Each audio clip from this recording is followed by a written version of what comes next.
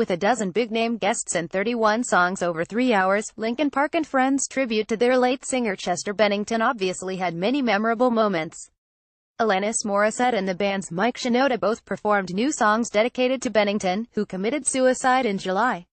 Members of No Doubt, System of a Down, Avenged Sevenfold, Sum 41, Bush and Yellowcard performed with the 5 surviving members of Linkin Park. Metallica, Paul McCartney, Guns N' Roses' Duff McKagan and Depeche Mode's Dave Gahan gave video messages that played in between clips of U2 dedicating One Tree Hill to Bennington during their recent Joshua Tree tour.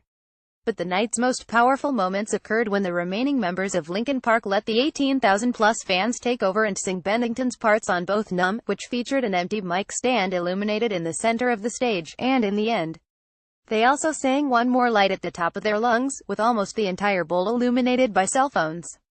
As for the new songs, Shinoda explained to the crowd that during rehearsals for this show Morissette had played him some of her new songs, telling him they were demos. He said they sounded like finished songs to him, and maybe if everyone asked she would play one.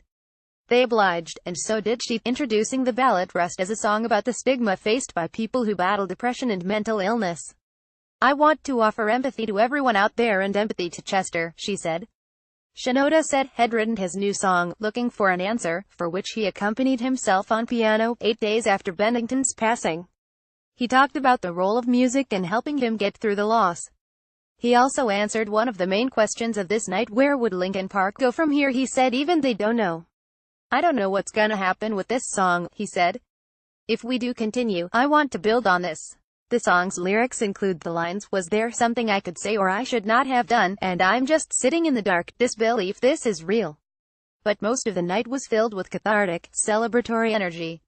Ryan Key of Yellowcard sang Shadow of the Day, Avenged Sevenfold's M Shadow and Sinister Gates did Faint.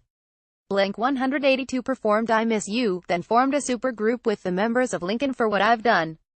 At times, the cavalcade of guest stars made the concert feel like a combination of a telethon and awards show. Bush's Gavin Rossdale came out for Leave Out All the Rest. Steve Aoki guested on A Light That Never Comes. Sum 41's Derek Whibley and Frank Zuma brought the house down on the Catalyst. Machine Gun Kelly joined in with Papercut. System of a Down's Darren Malakian and Shava Wodajian on Rebellion, and the unusual pairing of Bring Me the Horizon's Oliver Sykes on vocals and electronic superstars Ed on drums served up Prowling.